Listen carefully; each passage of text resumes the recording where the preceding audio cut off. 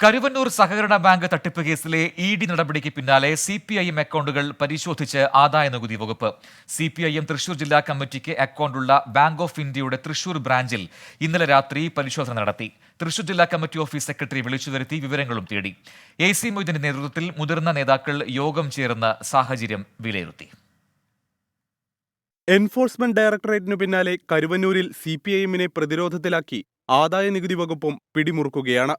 വരവ് ചെലവ് കണക്കുകൾ സംബന്ധിച്ച് CPIM സമർപ്പിച്ച രേഖകളിൽ അവ്യക്തതയുണ്ടെന്ന് ചൂണ്ടിക്കാട്ടി എൻഫോഴ്സ്മെന്റ് ഡയറക്ടറേറ്റ് നൽകിയ കത്തിന്റെ അടിസ്ഥാനത്തിലാണ് ആദായനികുതി വകുപ്പിന്റെ നീക്കം.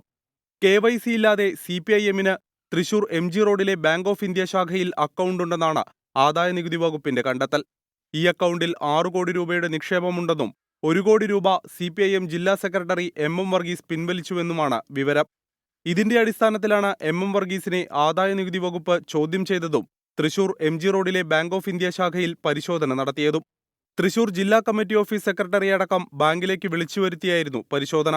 മണിക്കൂറുകൾ നീണ്ട പരിശോധന രാത്രി 11 മണിയോടെയാണ് അവസാനിപ്പിച്ചത്. 24 തൃശൂർ.